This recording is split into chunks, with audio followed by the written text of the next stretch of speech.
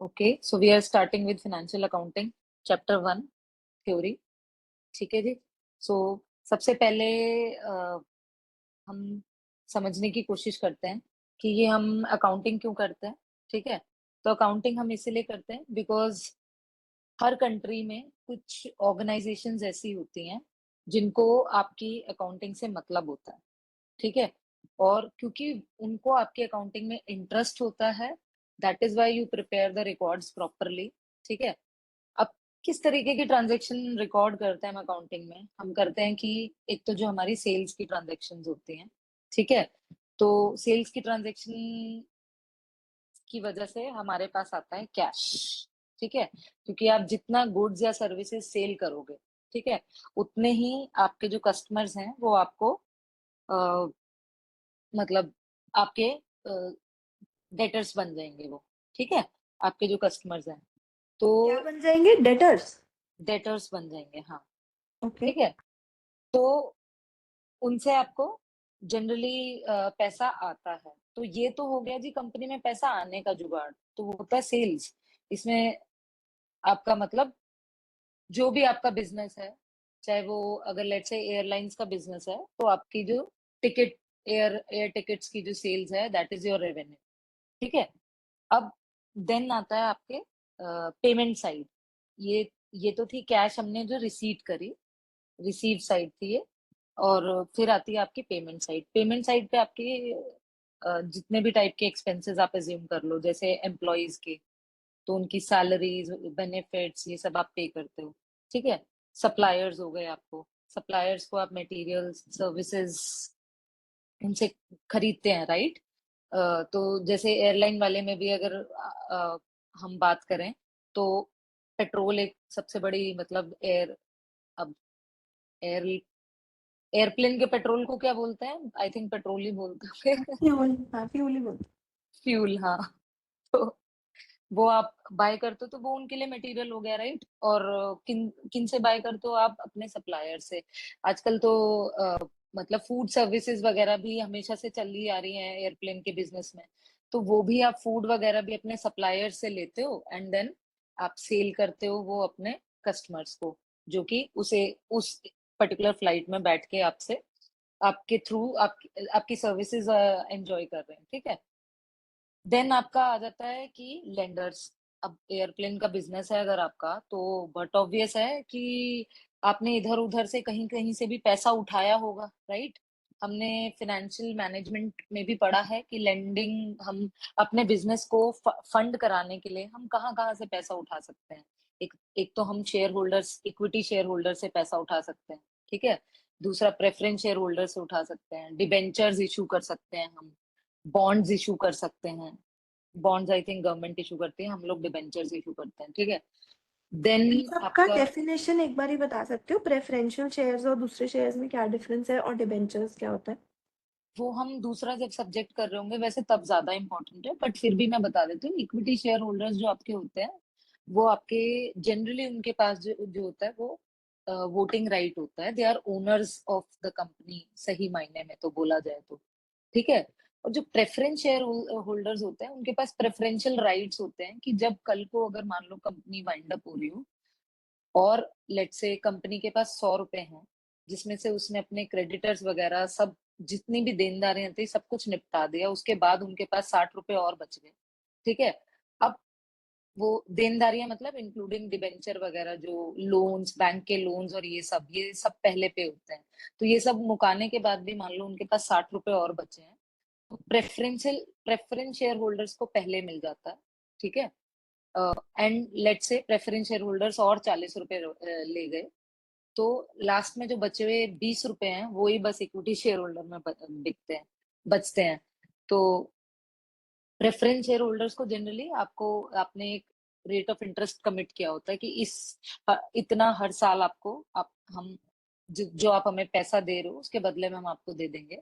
ठीक है, और लेकिन इक्विटी को ऐसा कोई प्रॉमिस नहीं होता। लॉस होगा तो कुछ नहीं मिलना, प्रॉफिट होगा तो definitely in the form of dividends मिल भी सकता है। इट्स अ प्रोबेबिलिटी, कोई प्रॉपर वादे नहीं होते। अगर बिजनेस लेट से एक्सपैंड कर रहा है आपका, तो इफ यू रिमेम्बर लास्ट हमने एफएम की क्लास में भी ये पढ़ा था कि अगर इट्स अ गोई मतलब प्रॉफिटेबल कंसर्न, जैसे मेरी कॉस्ट ऑफ कैपिटल से ज्यादा कमा के दे रही है अगर मेरी कंपनी, तो इट्स बेटर कि मैं रिटेन करूं उस अर्निंग को। तो इसलिए राइट। जरूरी नहीं होता कि अर्निंग्स जितना भी प्रॉफिट हुआ है, रिटेन मतलब अर्निंग्स क्या होती है, आपका प्रॉफिट, तो जितना भी प्रॉफिट हुआ है वो डिविडेंड की फॉर्म में इक्विटी शेयर होल्डर को मिल ही जाएगा, ऐसा जरूरी नहीं होता। ठीक है, तो रिटेन भी हो जाता है। तो by the way this was of the track. So again, तो ये टाइप ऑफ लेंडर्स होते हैं। देन आपकी गवर्नमेंट होती है जिसको टैक्सेस में इंटरेस्ट होता है पूरा पूरा। ठीक है, एंड देन ओनर्स मैं आपको एक्सप्लेन कर चुकी हूँ, जो इक्विटी शेयर होल्डर्स होते हैं वो राइटफुल ओनर्स होते हैं कंपनी के। ठीक है, विद दिस हम थोड़ा सा आगे बढ़ाते हैं एंड हम कंपनी के बारे में समझते हैं कि मतलब तीन चार टाइप की हमारी कंपनीज होती हैं। एक है अपनी प्रोप्राइटरशिप होती है, ठीक है, एक पार्टनरशिप होती है, एक कंपनी होती है, और एक लिमिटेड लाइबिलिटी पार्टनरशिप होती है। तो ये चार टाइप की अपना मतलब स्ट्रक्चर बेसिकली अलाउड होता है बिजनेस ऑर्गेनाइजेशंस का। अब बिजनेस ऑर्गेनाइजेशन का ये स्ट्रक्चर हमने क्यों बनाया है? क्योंकि हम ये मान के चलते हैं कि हम जो ओनर्स होते हैं, जो हम बोलते हैं कि हम इक्विटी शेयर होल्डर हैं, अगर हम जो ओनर्स होते हैं, हम एक अलग, हमारी एक वो है मतलब पहचान है, we are all humans, right. और ये जो स्ट्रक्चर टाइप होते हैं ये आर्टिफिशियल पर्सन होते हैं एक तरीके से। ठीक है, मतलब इनको एक अलग आइडेंटिटी मिली हुई है, एक लीगल आइडेंटिटी मिली हुई है इन सारे फॉर्म्स ऑफ बिजनेस को। ठीक है, तो ये हमारी चार टाइप की फॉर्म होती है। तो जनरली छोटा मोटा बिजनेस हो तो आप प्रोप्राइटरशिप ऑन मतलब से स्टार्ट कर लेते हो। ठीक है, जिसमें क्या होता है, ओनर की जो लाइबिलिटी होती है वो अनलिमिटेड होती है। इसका एक बहुत इंपॉर्टेंट मीनिंग है लाइबिलिटी अनलिमिटेड होने का, कि कल को अगर आपका बिजनेस पे किसी भी तरीके का, फॉर एग्जांपल मेरा कोई रेस्टोरेंट का बिजनेस था, ठीक है, और उसमें बिकॉज फूड में कुछ गलती हो गई, कुछ स्टैंडर्ड्स मैंने नहीं फॉलो करे, या जो कुछ भी है जिस उसकी वजह से, लेट्स से अगर कल को कुछ हो जाता है किसी को, ठीक है, और मेरी प्रोप्राइटरशिप फर्म थी, तो क्योंकि मेरी लाइबिलिटी अनलिमिटेड है, तो लेट जस्ट से उस उसकी मेडिकल, उसके लिए मुझे खर्चा उठाना पड़ रहा है, मतलब कि ऑब्वियसली वो हॉस्पिटलाइज्ड हुआ बंदा या बंदी या जो भी, मतलब एक्स वाई जी, तो उसकी हॉस्पिटलाइजेशन का खर्चा मुझे उठाना पड़ रहा है। अब मेरा बिजनेस इतना बड़ा था ही नहीं, लेट से उसकी हॉस्पिटलाइजेशन में बिल आया निकल के 10 लाख रुपए, और मेरे बिजनेस में कैपिटल मैंने इन्वेस्ट करी थी 1 लाख रुपए से स्टार्ट किया था। तो मेरा बिजनेस इतना बड़ा नहीं है, लेकिन फिर भी मेरे पर्सनल एसेट्स जो है वो रिस्पॉन्सिबल हो जाएंगे। बाकी के 9 लाख मुझे अपने पर्सनल एसेट से देना पड़ेगा अगर 10 लाख की लाइबिलिटी मेरे ऊपर निकल के आती है। तो इसको बोलते हैं अनलिमिटेड लाइबिलिटी। ठीक है, तो और ये ये प्रोप्राइटरशिप के केस में ट्रू है।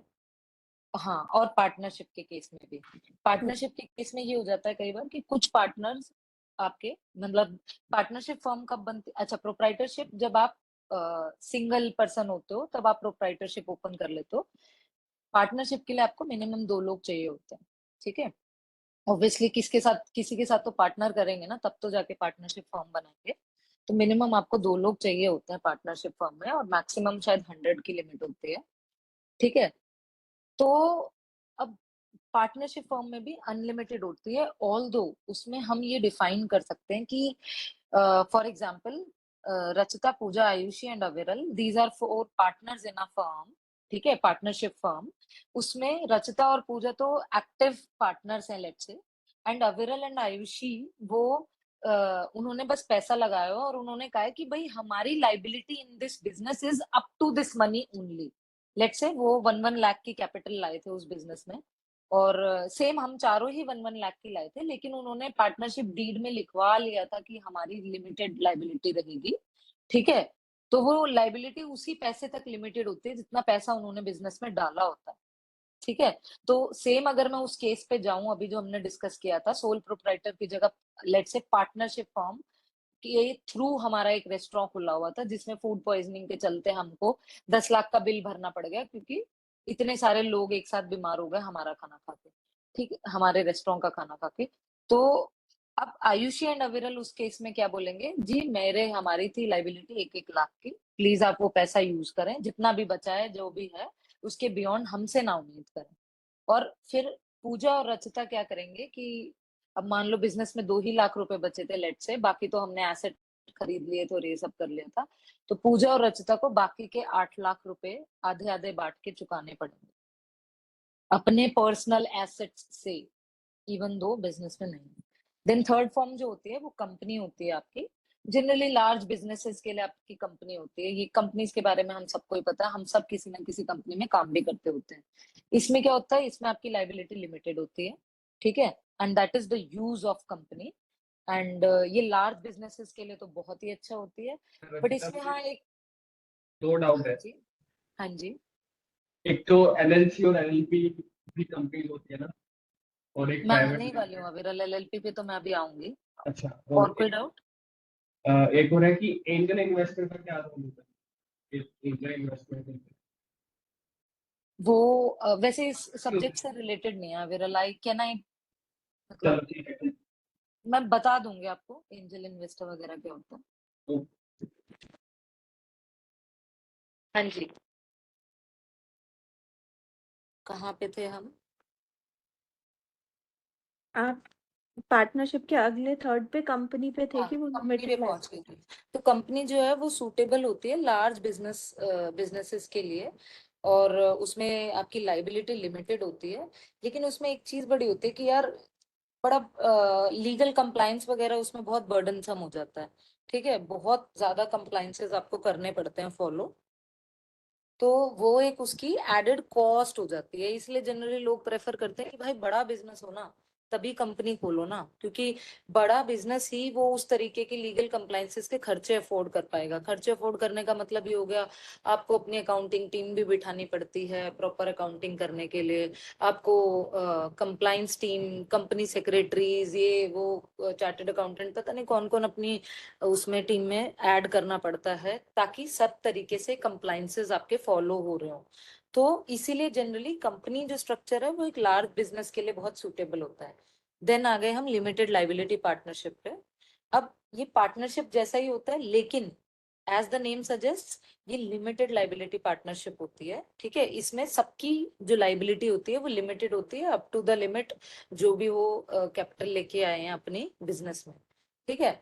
ये जनरली सूटेबल होती है प्रोफेशनल सर्विसेज के लिए, या फिर जो समझदार लोग होते हैं उन लोगों के लिए भी ये काफी सूटेबल होती है। समझदार मैंने इसलिए बोला क्योंकि कई बार हम प्रोप्राइटरशिप और पार्टनरशिप में शुरू तो कर देते हैं यार काम, लेकिन मैंने खुद, मतलब it's a real life example कि मेरे मतलब नोन में किसी की काफी अच्छी कंपनी थी, बट बिकॉज उन्होंने बैंक लोन लिया, और किस्मत खराब होने की वजह से कोविड के टाइम पे उनका जो काम वगैरह ठप हो गया। लेकिन बैंक की वो तो जानी ही थी, किस्तें वगैरह जानी ही थी, काफी बड़ा लोन उठाया था उन्होंने, तभी तभी मतलब एक्सपेंशन की थी, बट उनकी सोल प्रोप्राइटरशिप थी।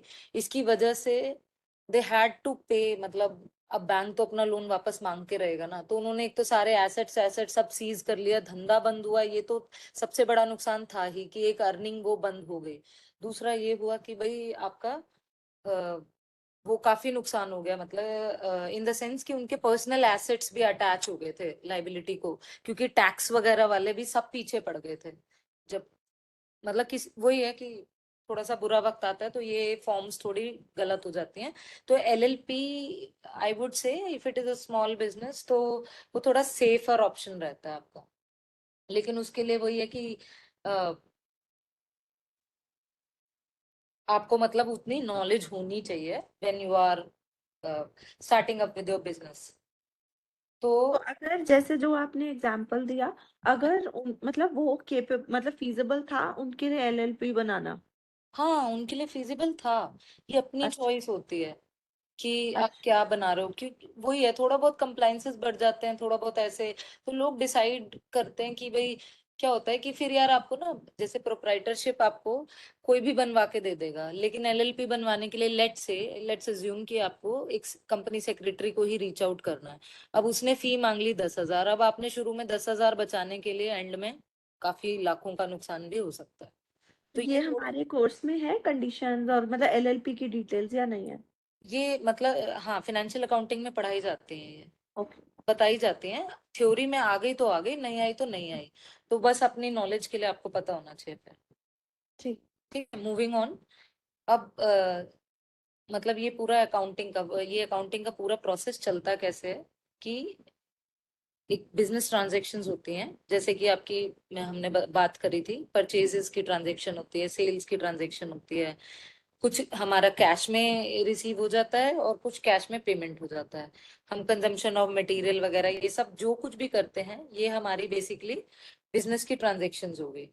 तो या फिर एक्सटर्नल इवेंट्स कुछ ऐसे हो गए कि भाई fire, earthquake, change in tax law, government.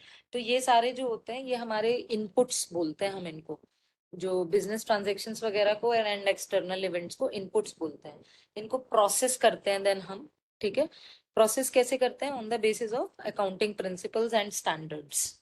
जो जिस कंट्री की है, मतलब जिस कंट्री का है, वो कैसे डिसाइड होता है? अब पूजा इंडिया की है, उसने एक कंपनी खोली है दुबई में, ठीक है, तो उसको अकाउंटिंग स्टैंडर्ड मानने पड़ेंगे as per the law of land of Dubai. क्यों? बिकॉज हमने क्या शुरू में बात करी है कि पूजा एक इंडिविजुअल है, लेकिन she is separate from her own company.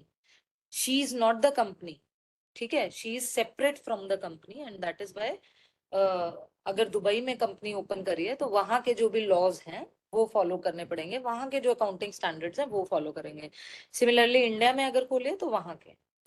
तो इट बेसिकली डिपेंड्स ऑन कि कहाँ आपने कंपनी का, आपकी का कहाँ एग्जिस्टेंस है, उसी के बेसिस पे अकाउंटिंग स्टैंडर्ड्स, लॉज, रेगुलेशंस ये सब फॉलो होता है। एंड कि किस ट्रांजेक्शन को कैसे प्रोसेस करना है, ये सब वहीं के उससे गवर्न होता है। तो ये हमारी प्रोसेसिंग हो जाती है। देन आपका होता है आउटपुट। आउटपुट में आपका क्या होता है कि जब हम ये सारी ट्रांजेक्शन्स को प्रोसेस करते हैं ना बिजनेस की, तो हमारा आउटपुट निकल के आता है इन द फॉर्म ऑफ रिपोर्ट्स, जैसे कि statement of profit and loss, ठीक है, statement of retained earning, balance sheet, cash flow statement. ठीक है, तो ऐसे एक्सप्लेनेटरी नोट्स, बैलेंस शीट में कई बार आपको एक्सप्लेनेटरी नोट्स भी दिए होते हैं आपने।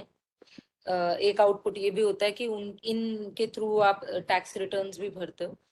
और कोई रेगुलेटरी अगर फाइलिंग है, जैसे जीएसटी, अच्छा जीएसटी तो टैक्स रिटर्न ही होगी। और कोई रेगुलेटरी फाइलिंग है, जैसे कंपनीज एक्ट में आपकी बहुत सारी फाइलिंग्स होती हैं, ठीक है, तो वो सारी रेगुलेटरी फाइलिंग्स वगैरह ये आप उस प्रोसेसिंग की हेल्प, जो आपने प्रोसेसिंग की होती है, उसका आउटपुट इस इन फॉर्म्स में आता है एंड देन आप उसको वो करते हो।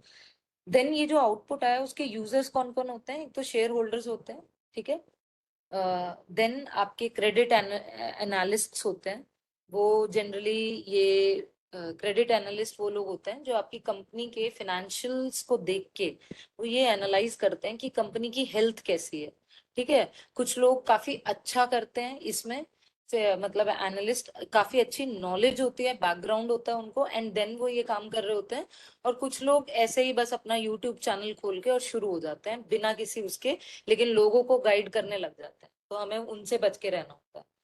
और कौन यूजर्स होते हैं? बैंक्स होते हैं। बैंक्स कैसे यूज करते हैं? जब भी हमें कंपनी को लोन वोन चाहिए होता है, वो कहते हैं दिखाओ जी आपकी बैलेंस शीट, आपकी प्रॉफिट एंड लॉस स्टेटमेंट, आप कमा भी रहे हो, पैसा चुका भी पाओगे। तो वो ये सब चीजें देखते हैं और उसके बेसिस पे डिसाइड करते हैं कि इस कंपनी को कितना लोन दिया जा सकता है। ठीक है, देन आपके इंटरनल अगर मैं कंपनी की बात करूं तो मैनेजर्स, एम्प्लॉयज, ये सब लोग भी आपकी यूज करते हैं। क्यों यूज करेंगे? क्योंकि ऑब्वियसली मैनेजमेंट को जो रिपोर्टिंग करनी है वो इन्हीं के बेसिस पे ही, ये जो मैंने statement of profit and loss, balance sheet, cash flow statement, ये सारी इतनी सारी जो चीजें हैं, या टैक्स रिटर्न्स हो गए, उन्हीं के बेसिस पे आप मैनेजमेंट को रिपोर्टिंग करते हो कि इस महीने हमने इतना टैक्स भरा, या ये किया, या इतना प्रॉफिट रहा, ऐसे एक्स वाई जी। ठीक है, देन आपके यूजर्स होते हैं, कई बार आपको पता है आपके सप्लायर्स भी ये देखते हैं कि हम किस कंपनी को सप्लाई कर रहे हैं। क्यों?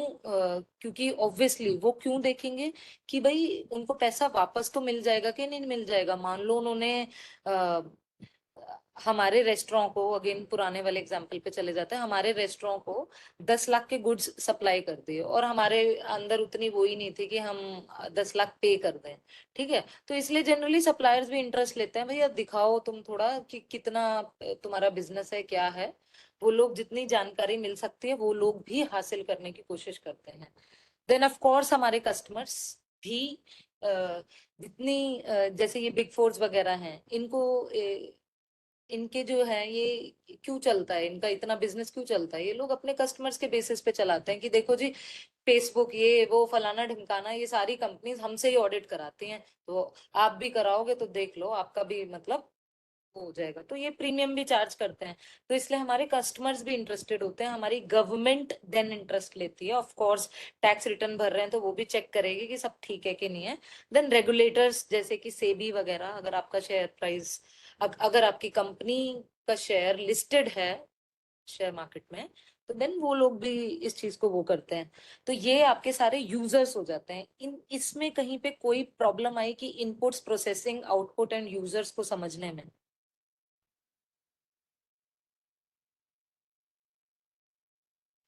ओके, नहीं। साइलेंस मीन्स कि सबको बहुत अच्छे से क्लियर हो गया। आई एम प्राउड ऑफ हाँ माई हाँ, सेल्फ। ये क्लियर है अभी तक। ठीक है, देन हम मूव करते हैं अकाउंटिंग प्रिंसिपल्स की तरफ। तो आपके अकाउंटिंग प्रिंसिपल्स क्या होते हैं? Basically it's a language of the business, कि हमने डिफाइन करा होता है कि भाई हम जितनी भी फाइनेंशियल इंफॉर्मेशन है या जो जो ट्रांजेक्शन्स होती है हमारी फाइनेंशियल ट्रांजेक्शन्स, उसको हम किस ट्रांजेक्शन को कैसे डील करें, क्या करें, उसके अराउंड ये प्रिंसिपल्स बने होते हैं। ठीक है, तो अब ये क्यों बने होते हैं कि भाई जैसे मान लो अब इंडिया में अगर मैंने अकाउंटिंग प्रिंसिपल्स बना रखे हैं। सॉरी, हाँ जी। आप स्क्रीन शेयर तो नहीं कर रहे हो ना? नहीं, इट्स ऑल लिसनिंग। हाँ, ठीक है। ठीक है, तो अकाउंटिंग प्रिंसिपल्स हम इसलिए वो करते हैं कि ताकि एक जैसे जिस कंट्री के वो अकाउंटिंग प्रिंसिपल्स होते हैं, उस कंट्री में सभी को पता हो कि इस ट्रांजेक्शन को ऐसे ट्रीट किया जाता है या उस ट्रांजेक्शन को वैसे ट्रीट किया जाता है। मतलब बेसिकली वो एक एक तरीके से एक गाइडिंग रूल बना दिए जाते हैं अकाउंटिंग प्रिंसिपल्स, की इनकी गाइडेंस के थ्रू ही, within these limits, within these definitions ही आपको अपनी फाइनेंशियल स्टेटमेंट्स बनानी है। ठीक है, तो और जो चार्टेड, जैसे इंडिया के टर्म में बात करूं तो चार्टेड अकाउंटेंट जो होते हैं वो एक तरीके के पंडित हो गए। एक इंसान की कुंडली जैसे पंडित पढ़ता है, तो एक कंपनी की कुंडली जो है फाइनेंशियल स्टेटमेंट होती है, वो एक चार्टेड अकाउंटेंट बहुत अच्छी पढ़ता है। ठीक है, और इसीलिए मतलब चार्टेड अकाउंटेंट्स की हेल्प लेते हैं फिर हम वो जो अकाउंटिंग प्रिंसिपल्स की भाषा है उसको समझने के लिए। ठीक है, अब कुछ प्रिंसिपल्स पे बात करते हैं। So are chartered accountants expected to know all countries के rules, या जैसे जैसे वो नहीं, काम करते हैं? जहां वो काम करते हैं जनरली, जैसे अगर मैं अपनी बात करूं, although I am not a chartered accountant, clear disclaimer, तो लेकिन लेट्स से मेरी जो कंपनी जिसमें मैं काम कर रही थी वहां पे वो यूएस कंपनी है। ठीक है, तो जनरली हमारे यहाँ पे जो अकाउंटिंग करते वक्त यूएस गैप फॉलो होता है, यानी GAAP is general GAAP, generally accepted accounting principles. Hmm. ठीक है, तो हमारे वहाँ पे यूएस गैप फॉलो होते हैं। क्यों? क्योंकि हमारी जो पेरेंट कंपनी है वो न्यूयॉर्क में, मतलब यूएस में रजिस्टर्ड है एंड न्यूयॉर्क स्टॉक एक्सचेंज पे लिस्टेड है। ठीक है, तो इसलिए तो अगर मान लो कोई इंडियन चार्टेड अकाउंटेंट भी है, जैसे मैं भी हूँ, लेट से मैं, लेकिन मैं तो चार्टेड अकाउंटेंट नहीं हूँ, तो लेकिन मैंने अब सीखा ही, मैंने काम करते हुए वो है, तो मुझे पता होगा उसी उन्हीं सब रूल्स के बारे में, राइट? हम्म।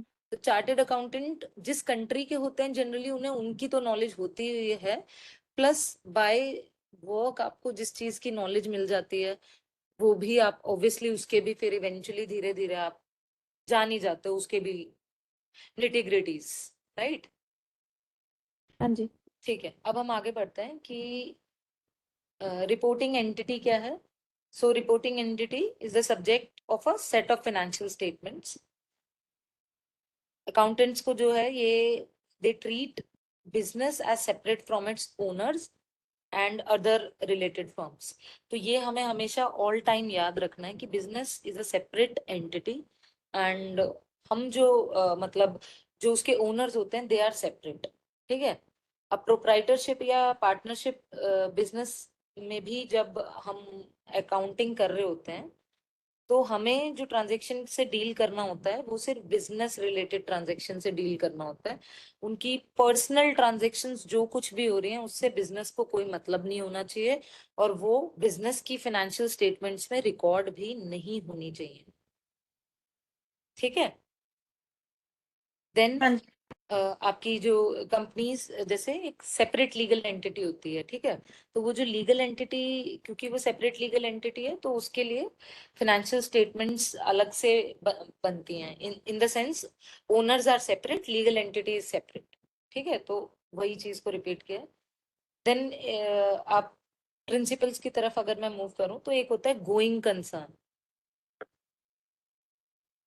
ओके, सो गोइंग कंसर्न में क्या होता है आपका कि हम ये बिलीव करके चलते हैं कि कोई भी अगर हमने बिजनेस न्यू वो किया है, ठीक है, ओपन किया है, तो हम उसको ये मान के चलते हैं कि ये चलता रहेगा चलता रहेगा और चलता रहेगा, ठीक है।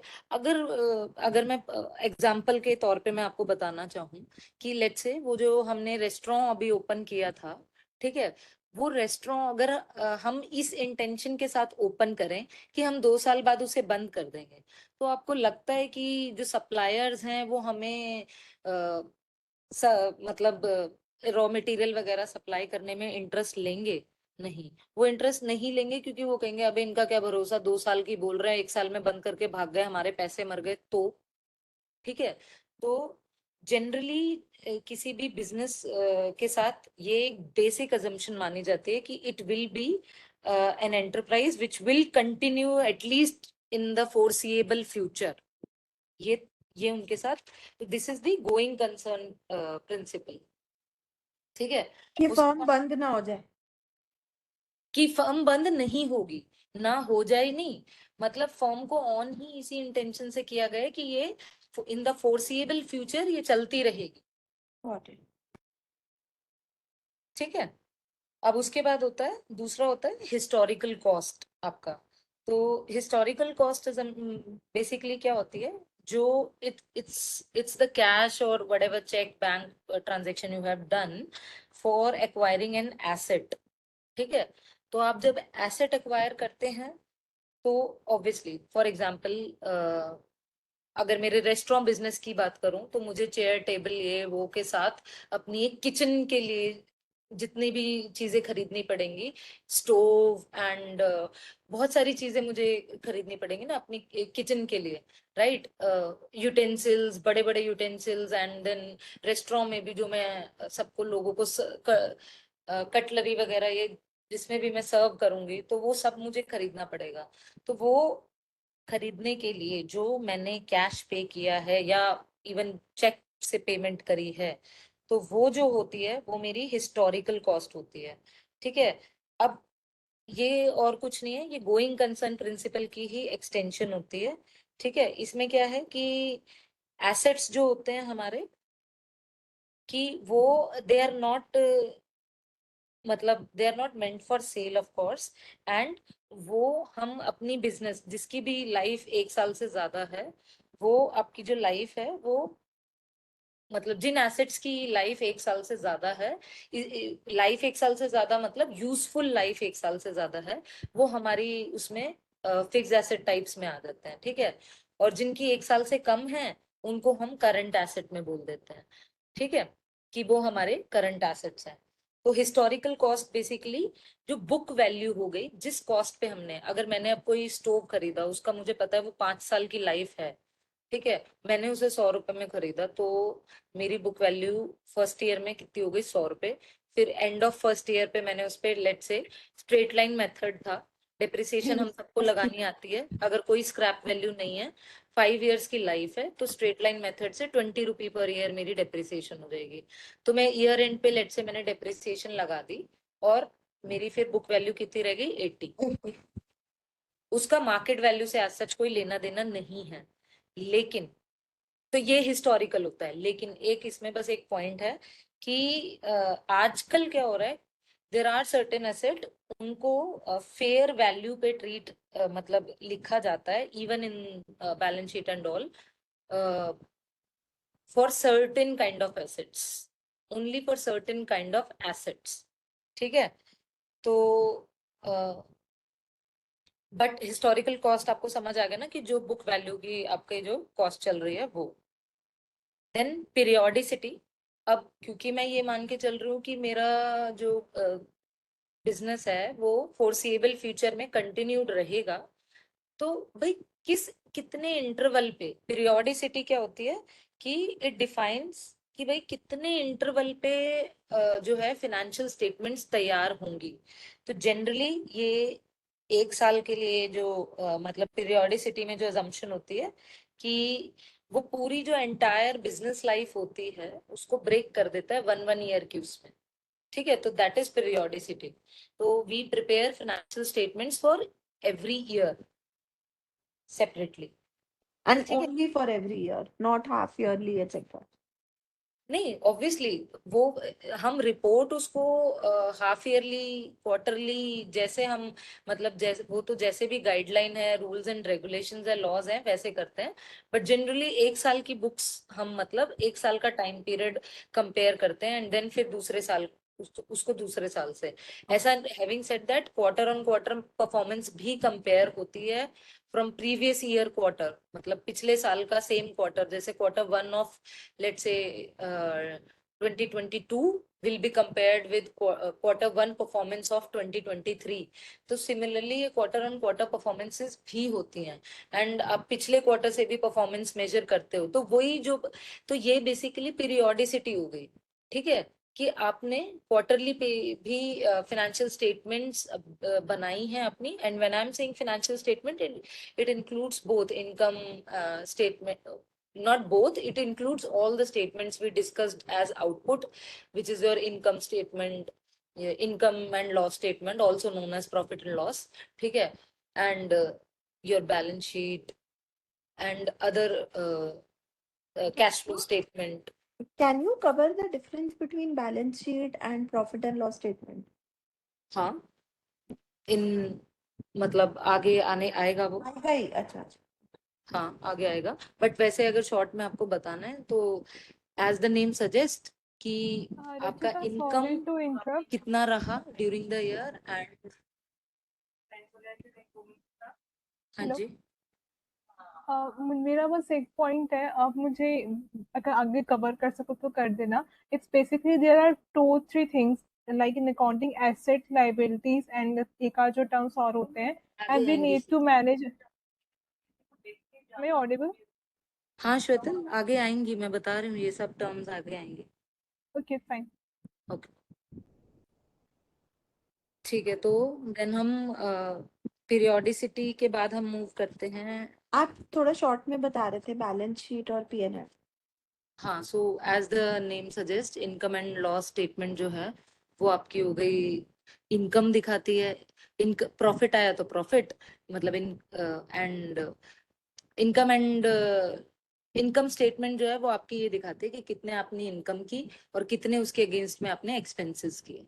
ठीक है, बैलेंस शीट क्या होती है, बैलेंस, ठीक है, तो बैलेंस दिखाने वाली शीट, यानी कि ड्यूरिंग द ईयर जितनी भी हमने ट्रांजेक्शन्स करी, चाहे हमने एसेट खरीदा, चाहे हमने क्रेडिटर बनाया, मतलब खड़ा किया अपनी लाइबिलिटीज में, चाहे हमने डेटर्स मतलब ऐड ऑन किए अपने एसेट्स में, तो उन सब का एक बेसिकली एक स्टेटमेंट होती है बैलेंस शीट, कि ये भैया मेरी लेनदारी है, ये देनदारी। ठीक है, तो एक तरीके से वो मतलब बैलेंस शीट जो होती है वो बैलेंस दिखा रही होती है अगेंस्ट योर वेरियस, मतलब हम आगे करेंगे पूजा, वो डिटेल वाले में हाँ अच्छा जी, से। ओके। ठीक है, देन मनी मेजरमेंट एक आपका प्रिंसिपल होता है। ठीक है, इसकी क्या एजम्पशन होती है, that only transaction that and events that can be measured in money are recorded. तो ये मनी मेजरमेंट एजम्पशन होती है। अब जिस चीज को हम मनी में नहीं रिकॉर्ड कर सकते, ठीक है, तो उसको हम यहाँ पे रिकॉर्ड भी नहीं करते।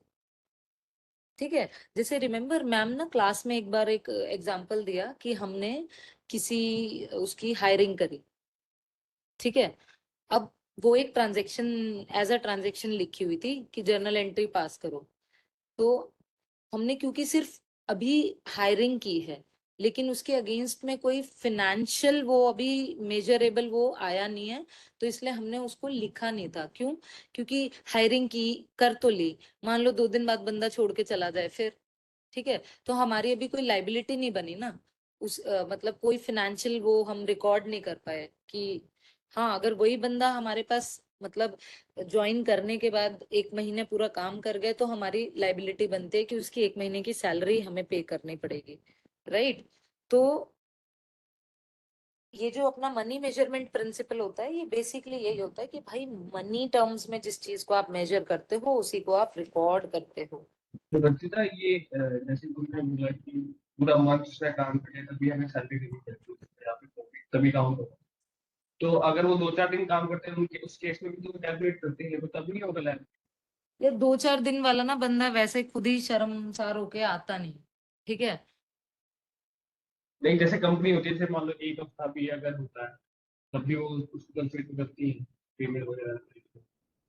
हाँ मतलब अगर देखो, अगर कंपनी की उसमें है कि हाँ 4 दिन वाले को भी वो पे करेंगे ही, ठीक है, हम्म। तो ऑब्वियसली वो फिर फिनेंशियल ट्रांजैक्शन हो गए ना, वो फिर उसको वो रिकॉर्ड करेंगे और ड्यूज में लिख लेंगे अपने। अब वो बंदा लेने आ जाएगा 4 दिन में, तो जनरली ना बैंक अकाउंट भी नहीं खुल के दिया होता है कम बंदे का उस कंपनी के अगेंस्ट में कि कहाँ सैलरी वो करे। बट ठीक है, तो जनरली यस, अगर कंपनी एक्नॉलेज करती है उसको कि हाँ हम ये 4 दिन के पैसे भी देंगे, तो it's a financial transaction then. तो ऐसा कोई रूल नहीं है कि 30 दिन पे ही हम करेंगे और 30 दिन से कम पे हम नहीं करेंगे, ऐसा कोई रूल नहीं है। मतलब जो भी रिकॉर्ड हो रहा है ट्रांजेक्शन वो सारा। हाँ मतलब अगर वो एक्नॉलेज कर रही है कंपनी की, वी हैव टू पे फॉर। अब कई बार क्या होता है, आप कंसल्टेंट हायर कर लेते हो, अब उसका हाँ, कंसल्टेंट का मतलब काम ही मान लो 10 दिन का था, तो आप ये थोड़ी हाँ, है कि उसको पैसे नहीं दोगे, इट्स अ फाइनेंशियल ट्रांजेक्शन ना, ऑफ कोर्स आप उसको पैसे दोगे, राइट। किसी किसी कंसल्टेंट को मान लो आपने अपनी कंपनी में कोई इवेंट कराया, उसमें आपने फोटोग्राफर की सर्विसेज ली, वो तो एक ही दिन काम करके गया, तो क्या वो हम्म, फाइनेंशियल ट्रांजेक्शन नहीं बनेगी? बनेगी, बिल्कुल बनेगी। तो इट्स मतलब अगर वो फाइनेंशियल ट्रांजेक्शन के लिए एलिजिबल हो गई है मेजरमेंट के लिए, तो yes, that will be recorded, चाहे वो हाफ डे हो चाहे फिर वो कितनी ही देर हो। इट ठीक डिपेंड्स कि हमने ठीक किस तरीके की सर्विसेज या वो करें। ठीक है। ठीक है जी। देन आपका होता है IFRS and US gap. US gap United states के जनरली एक्सेप्टेड अकाउंटिंग प्रिंसिपल हैं, ठीक है। एंड आईएफआरएस जो है वो इंटरनेशनल, आईएफआरएस की फुल फॉर्म मुझे नहीं ध्यान आ रही भाई, पर वो इंटरनेशनल स्टैंडर्ड्स होते हैं बेसिकली आपके, जो कि मतलब काफी सारी कंपनीज ने वो इंटरनेशनल फाइनेंशियल रिपोर्टिंग स्टैंडर्ड्स होते हैं, ठीक है। तो वो काफी सारी कंट्रीज आईएफआरएस को फॉलो करते हैं, ओके। ठीक है। अब हम ये ये सारा था हमारा बेसिक का, ठीक है। अब हम नेक्स्ट चैप्टर की थ्योरी की तरफ मूव कर रहे हैं, जिसमें आप लोगों के जो ये आंसर है ना कि व्हाट इज एसेट, ये वो, तो उन सबको डील करेंगे अब हम, ठीक है। तो अब हम चलते हैं, let me share my screen.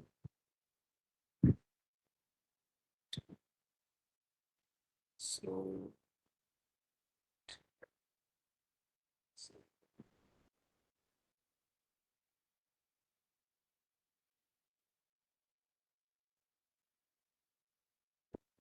I hope you are able to see my screen. Yes. Okay, very good. तो एक बड़ी अच्छी सी अकाउंटिंग इक्वेशन होती है, ठीक है। वो अकाउंटिंग इक्वेशन क्या होती है? Assets is equal to liabilities plus equity, ठीक है। तो एसेट क्या होते हैं हमारे, पहले हम इसको बात को समझते हैं कि एसेट क्या होता है। It's a resource that gives benefits to its owner. अब अब फॉर एग्जांपल हमारा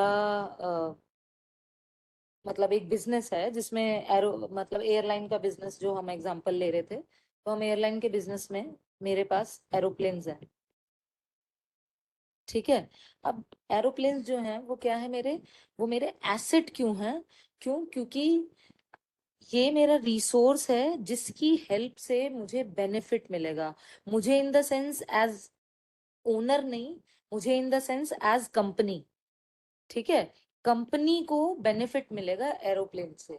एज ओनर तो ऑब्वियसली मुझे मिलेगा, लेकिन तब जब फाइनली जब स्टेटमेंट्स बनने के बाद प्रॉफिट आएगा और हमने डिसाइड किया कि वो प्रॉफिट सेल होगा, मतलब सॉरी डिस्ट्रीब्यूट होगा ओनर्स में, तब एज ओनर मुझे बेनिफिट होगा। लेकिन जब भी हम बात कर रहे हैं कि ये बेनिफिट होगा, तो ये किसकी बात कर रहे हैं? हम हमेशा कंपनी की, मतलब एक सेपरेट लीगल एंटिटी, बिजनेस की बात कर रहे होते हैं हम basically.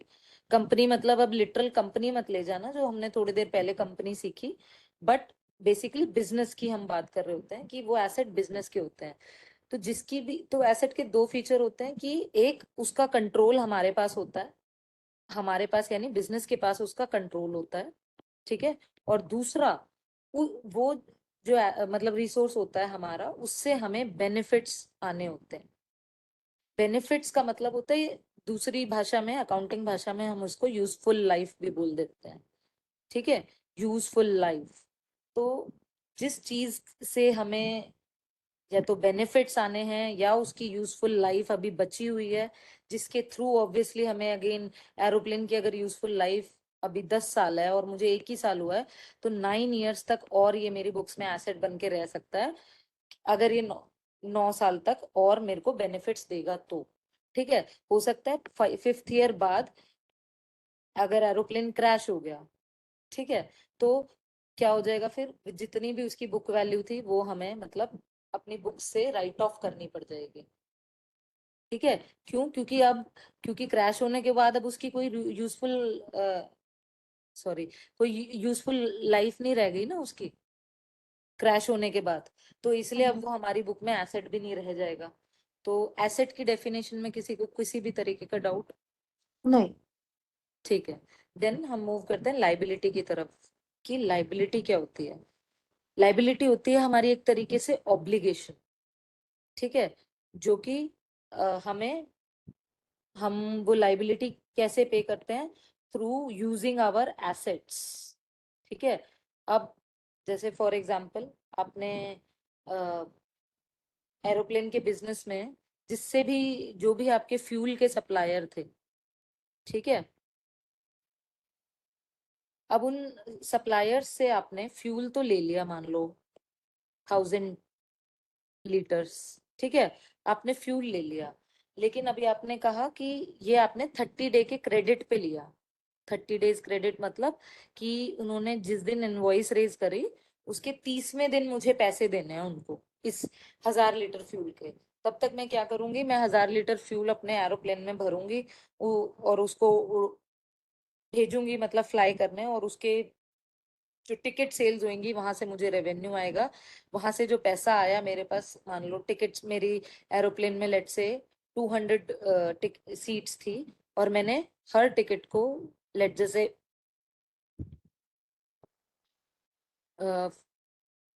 For is of calculation 2000 में हमने सेल किया है, तो मेरे पास 2 2 4 1 2 3 4 5 4 लाख रुपीज आ गए। और यहाँ मैंने उससे फ्यूल लिया हुआ था 1000 रुपीज का, तो 1000 लीटर्स का एट लेट से 100 में 100 पर लीटर, तो मुझे कितने पैसे इसको देने थे? 1 लाख रुपए। तो ये जो 30 डेज का क्रेडिट हुआ, ये इसका मतलब 30 दिन के अंदर अंदर मुझे वो 1 लाख रुपए देने हैं, चाहे मैंने एरोप्लेन उड़ाया चाहे मैंने नहीं उड़ाया, मेरे को रेवेन्यू आया नहीं आया, मुझे ये देने हैं। ठीक है। और जनरली मैं देती कैसे हूँ? मैं कैश में देती हूँ, या चेक या बैंक अकाउंट जो भी है। ठीक है। तो कैश क्या होता है? Again it's an asset. Asset क्यों? क्योंकि इससे हमें बेनिफिट होना होता है। ठीक है, कैश के थ्रू हमें बेनिफिट अराइव होता है, इसीलिए। तो लाइबिलिटीज क्या होती है? हमारी ऑब्लिगेशन। तो जितनी भी हमारी ऑब्लिगेशंस होती है ना, वो चाहे एक सप्लायर की ऑब्लिगेशन हो, चाहे हमारे एम्प्लॉयज की सैलरी की ऑब्लिगेशन हो, चाहे हमारे मतलब और कोई किसी तरीके की हमने ऑब्लिगेशन ली है। कई बार हमें क्या होता है कि हमें एडवांस में ऐसी काफी सारी ट्रांजेक्शन्स देखने को मिलेंगी कि जिसमें हमें एडवांस में पैसा मिल गया है फॉर सर्टेन गुड्स और सर्विस, और जबकि अभी वो हमने गुड्स और सर्विस हमने दी नहीं है। तो जब तक हमने वो गुड्स एंड सर्विसेज दी नहीं है तो वो जो एडवांस है that is also an obligation, जिसको मैं इन द फॉर्म ऑफ गुड्स या सर्विसेज, ठीक है, वो गुड्स भी क्या होता है मेरी एसेट साइड पे फॉल करते हैं, ठीक है, गुड्स एंड सर्विसेज वो मेरी एसेट साइड पे फॉल करते हैं। इसलिए हम क्या बोलते हैं कि हम अपने एसेट्स यूज करते हैं अपनी लाइबिलिटीज को सेटल करने के लिए, ठीक है। लाइबिलिटीज में किसी को कोई डाउट? प्रस्तुता केस में जैसे कि सर्विसेज जो हो गई वो हमारी एसेट हो गई और एडवांस कैश हमारी लायबिलिटी। सॉरी, जो तुमने बोला है कि एडवांस कैश हमें रिसीव हो गया, राइट, हाँ हाँ हमने सर्विसेज नहीं दी, सो एडवांस कैश हमारे लिए लायबिलिटी हो गया, राइट, हाँ, और गुड्स एंड सर्विसेज हमारा एसेट्स, राइट। धन सर्विसेज आपके एसेट होते हैं, ठीक है। ठीक है। तो देन हम आगे बढ़ेंगे। इक्विटी क्या होती है? अब आपकी ये थर्ड पार्ट रह गया है। इक्विटी क्या होती है? इक्विटी आपकी होती है बेसिकली, अगर मैं इस इक्वेशन को थोड़ा सा चेंज कर दूं यहाँ पे, अगर मैं इसको एसेट्स माइनस जितनी भी मेरी लाइबिलिटीज है तो मैं इक्विटी बोल सकती हूँ इसको। इक्वेशन को चेंज करा है मैंने बस ऊपर वाली को, इस वाली अकाउंटिंग इक्वेशन को, है राइट। यस। है ना। मैं लाइबिलिटीज इस साइड ले आई तो बेसिकली अगर मेरे पास एसेट्स मान लो 10 लाख के थे, मेरी लाइबिलिटीज लेट से 8 लाख की थी, तो मेरी इक्विटी कितनी रह गई यहाँ पे? 2 2 लाख। लाख, ठीक है। तो ये मेरी इक्विटी हो गई। इक्विटी को हम और क्या बोल सकते हैं? अगर मैं इसी भाषा में बोलना चाहूँ कि इक्विटी को, मान लो ये 2 लाख नहीं पता मुझे, तो मैं इसको क्या बोल सकती हूँ? नेट एसेट्स, ठीक है। मतलब मेरे टोटल नंबर ऑफ एसेट्स में से मैंने लाइबिलिटीज रिड्यूस करके अपने नेट एसेट्स बना लिए। वैसे आप डिफाइन कैसे करोगे? मतलब इसको हम, मतलब also we can call it net assets ना, मतलब बट जैसे आपने उसको लायबिलिटी को ऑब्लिगेशन बताया, इसको आप कैसे डिफाइन करोगे? अच्छा, इक्विटी ये तो शेयर होल्डर की कैपिटल होती है ना, बेसिकली शेयर होल्डर्स का इसको अगर आपने डिफाइन करना तो this is nothing but share holders capital.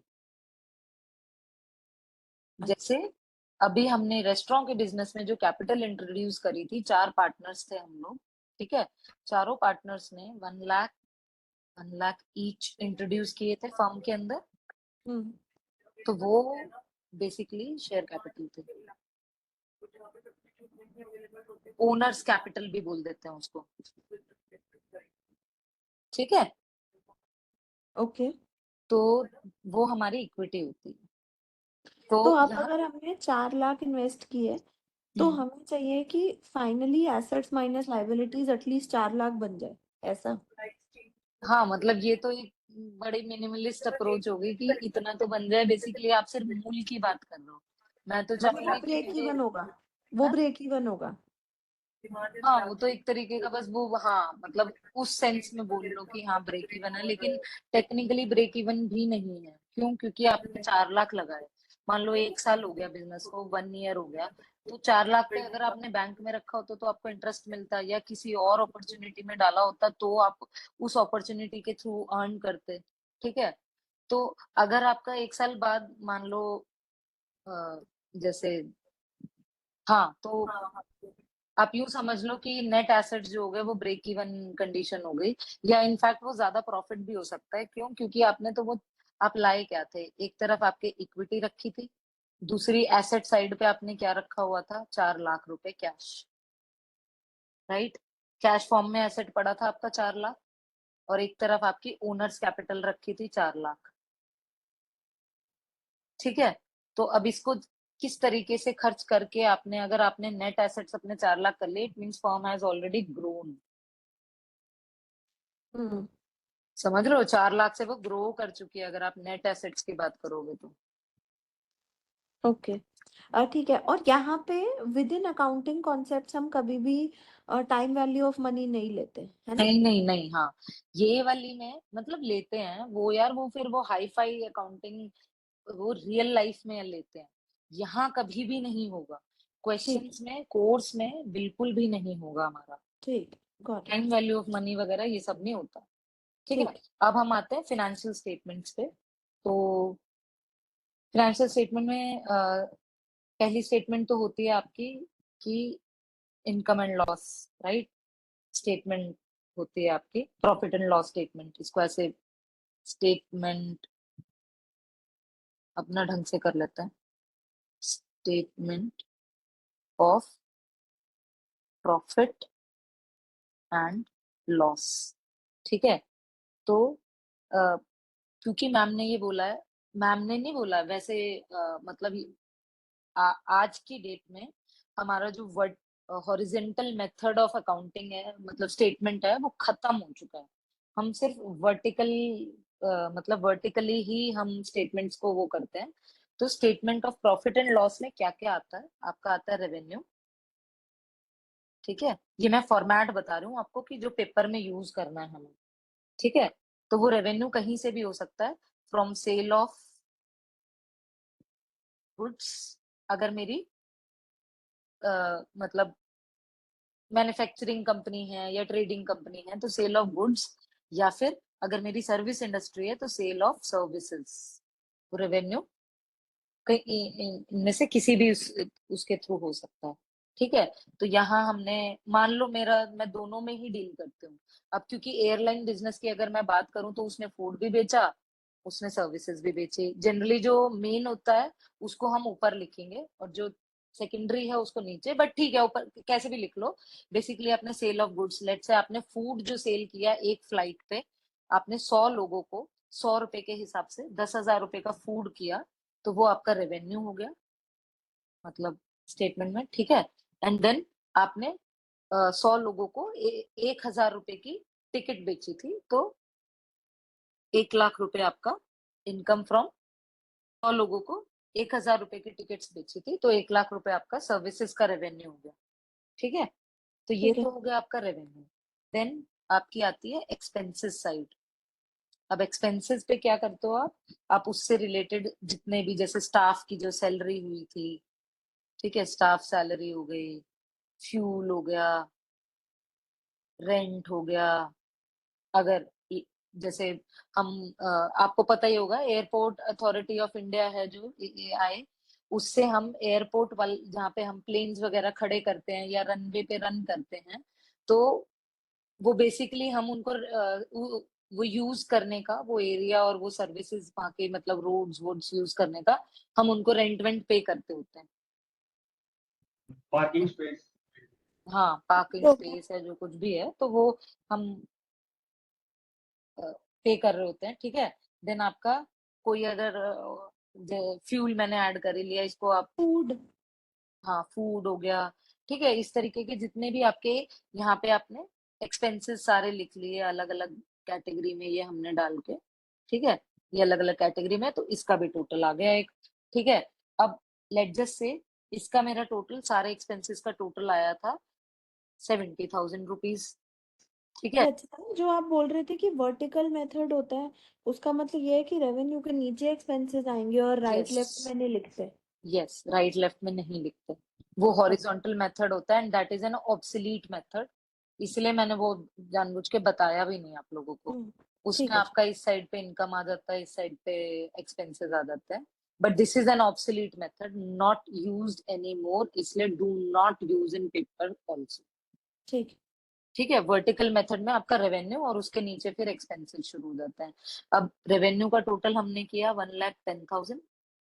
ठीक है, मेरे एक्सपेंसेस का टोटल आया लेट से 70,000, तो मेरा अभी तो मुझे साफ साफ दिख रहा है नेट प्रॉफिट आया है मेरा। ठीक है, तो मेरा नेट चालीस प्रॉफिट हजार आ गया 40,000। तो ये होती है मेरी प्रॉफिट एंड लॉस की स्टेटमेंट। इसमें किस मतलब सॉरी, हाँ, मतलब statement of profit and loss, इसमें किसी को भी किसी भी तरह की कोई कंफ्यूजन? नहीं, बस ये है कि हमें ये याद रखना होगा क्या कि टाइप्स क्या होते हैं, या देख देख के ही समझ आ जाएगा?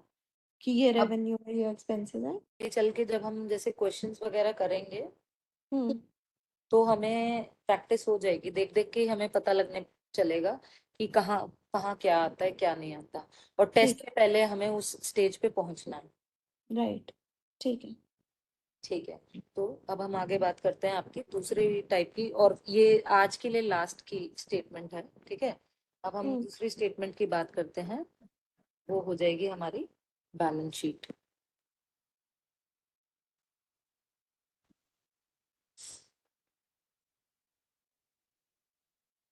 There are only 5 words like revenue, expenses, and which you written.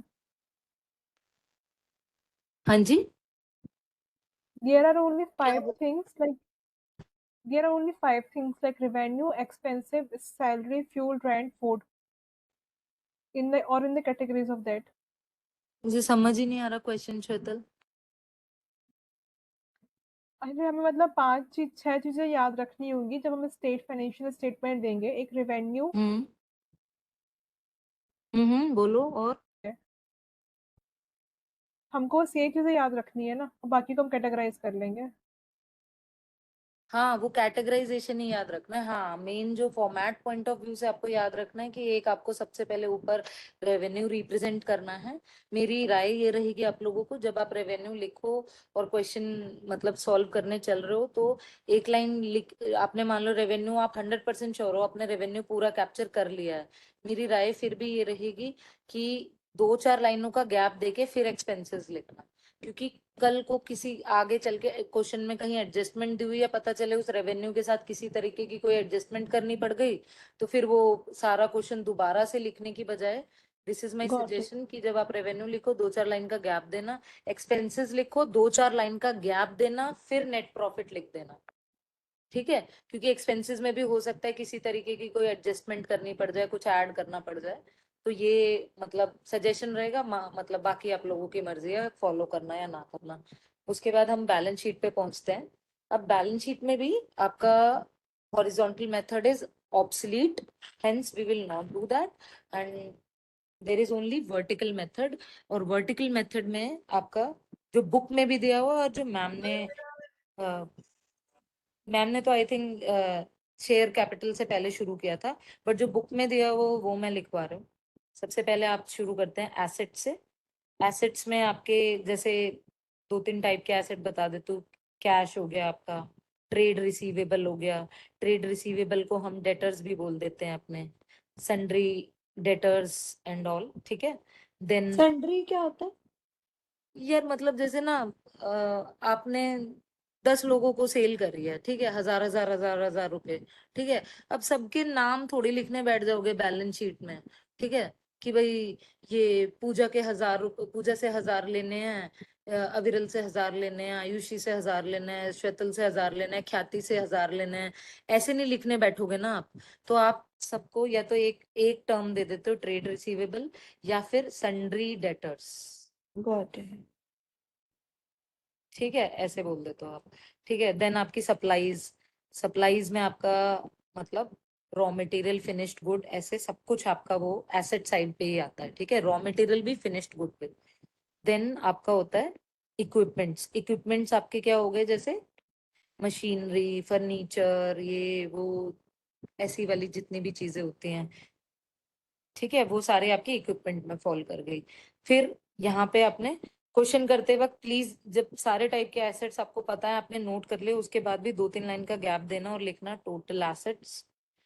Same reason कि कहीं कुछ किसी के साथ एडजस्टमेंट करनी हो तो स्पेस हो हमारे पास, पूरा फॉर्मेट कट करके दोबारा से ना लिखना पड़े, जस्ट बिकॉज हमने जगह ही नहीं छोड़ी थी। तो यहाँ ठीक है। आपका टोटल एसेट आ जाएंगे, इन सबके अगेंस्ट में कुछ अमाउंट आपने मेंशन किया होगा, ठीक है, चारों के और अगेंस्ट में। Trade receivable is nothing but जिनसे हमें पैसे लेने हैं, कस्टमर्स। हाँ, कस्टमर्स, ठीक यस है, यस ठीक। यस। तो बेसिकली देखो, और वो भी कौन से वाले कस्टमर, जिनको आपने उधार पे पैसा दिया है। डेट माने पता है ना, हम्म डेट माने लोन, उधार, हाँ, ठीक है। तो डेटर्स कौन हो गए जिन्होंने सबके, हमारा उधार देना है वापस। हाँ, जो जो हमारे उधार पे हैं, जिनको हाँ हमने मतलब उधार पे दिया हुआ है, हाँ ठीक है। तो हम किसको उधार पे माल देंगे? जिसको हमने अपने गुड्स या सर्विसेज सेल किए होंगे, राइट। राइट। हाँ, तो वो है ये बेसिकली कनेक्शन, अगर आपने देखना है तो हम्म। बेसिकली बिजनेस के उधार ये। राइट।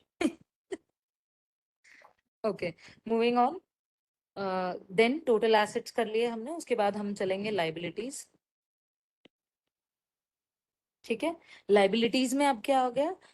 जिनको हमने ऑब्लिगेशन है, रिमेम्बर हमने पढ़ा है कि जिनके पास, जिनके लिए हम ऑब्लिगेटेड हैं पैसे देने के लिए, तो इसमें आ गया ट्रेड पेबल। ठीक है, अब ट्रेड पेबल्स का मतलब क्या हो गया? दूसरी टर्म क्या है इसकी? क्रेडिटर्स या सन्ड्री क्रेडिटर्स। जिनके हमने पैसे देने हैं। करेक्ट, जिनके हमने पैसे देने हैं, यानी जिनसे हमने या तो रॉ मटेरियल उठाया होगा। अगर मेरी ट्रेडिंग की कंपनी है तो मैं जनरली क्या करूंगी? मैन्युफैक्चरर से माल उठाऊंगी, ठीक है। फिनिश्ड गुड बेसिकली वो मैंने उठाए और वो आगे मैंने कस्टमर्स को, रिटेलर्स को बेच दिए, ठीक है। अगर मेरी ट्रेडिंग की वो है तो ये ट्रेड पेबल्स कौन होते हैं? जिनको हमने, पेबल, पेबल से भी आपको समझना चाहिए, पे करना है जिसे हमने। रिसीवेबल मतलब जिनसे रिसीव करना है, ठीक है। तो तो क्रेडिट पे हमें पैसा कब मिलता है? जब हमें क्रेडिटर्स 30 दिन, 60 दिन, 45 दिन के क्रेडिट पे दे देते हैं कि दे देना यार पैसे, बिजनेस तो चल ही रहा है, गोइंग कंसर्न तो तुम्हारा है ही, तो तुम कौन सा भागे जा रहे हो? तुम तो बिजनेस कंटिन्यू रखने वाले ही हो गोइंग कंसर्न की वजह से, इसलिए तुम तो हमें पैसे दे ही दोगे, रखो 30 दिन बाद दे देना, ठीक है। तो ये होता है, तो ये ओके। तो ट्रेड पेबल्स हो गया। लोन पेबल, अब इसमें सारे टाइप, मतलब लोन पेबल मतलब जो हमने जितने भी बैंक्स से लोन उठाए हुए होंगे, बैंक्स और कई बार बंदों से भी लोन उठाए हुए होते हैं, तो वो सारे टाइप के लोन पेबल यहाँ पे आ गए, ठीक है। फिर और भी कोई अगर किसी की सैलरी देनी है, पेबल में जो भी है, मतलब बेसिकली जो अभी हमने पे नहीं की, अक्रू हो गई है। अक्रू का मतलब ये होता है कि आपने उसको, इकट्ठी हो गई अब तक। आपने उसकी सर्विस ले ली है, उसकी 30 दिन की उसकी सर्विस ले ली है, अब उसकी सैलरी ड्यू हो रही है जी, तो आप वो सैलरी उसको पे करना है आपको कायदे से। लेकिन अभी आपने क्योंकि की नहीं है, तो आपने बैलेंस शीट में लिख लिया कि भाई इसकी भी उधारी चढ़ी हुई है अभी मुझ पे, ठीक है। ऐसा भी कुछ होता है ना कि हम सारी अकाउंटिंग अप्रूवल बेस्ड ही करते हैं, और इसका ऑपोजिट भी कुछ होता है शायद। हाँ जी, ओके। कैश क्या बेस्ड होता है? Accounting and accrual based accounting. Okay. Okay. और हम दोनों ही कर सकते हैं साथ साथ, या एक ही करनी होती है? नहीं, आपको एक ही फॉलो करना होता है। Which is accrual always. हाँ मतलब वो हम्म। फर्म डिसाइड कर लेती है स्टार्टिंग में ही, बट हाँ जनरली मतलब एक्सेप्टेड शायद वही अक्रूवल ओके। बेस्ड अकाउंटिंग है, ठीक है। ठीक है। तो सारे टाइप के पेबल्स आपके लाइबिलिटी में आके खड़े हो गए, ठीक है। ठीक तो है। यहाँ आपने टोटल ऑफ लाइबिलिटीज कर लिया, ठीक है। अब लास्ट में क्या बचा आपका? इक्विटी। इक्विटी। इक्विटी में जनरली आपके क्या क्या होता है? एक तो share holders capital, holders equity लिख लो इसको, कैपिटल लिख लो, कुछ भी लिख लो।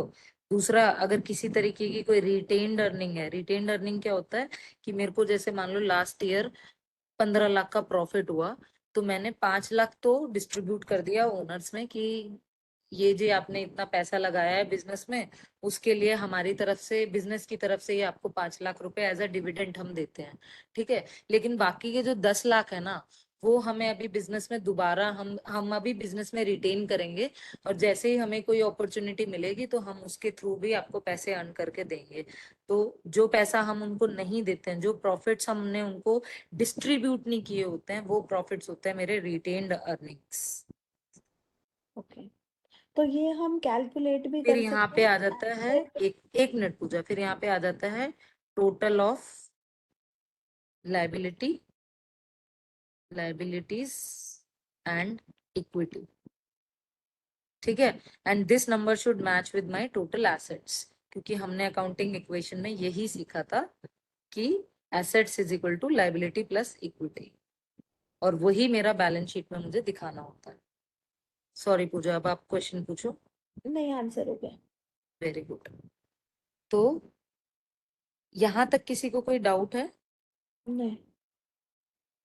अच्छा, तो अगर किसी को भी कोई डाउट नहीं है तो लेट मी, एक सेकेंड।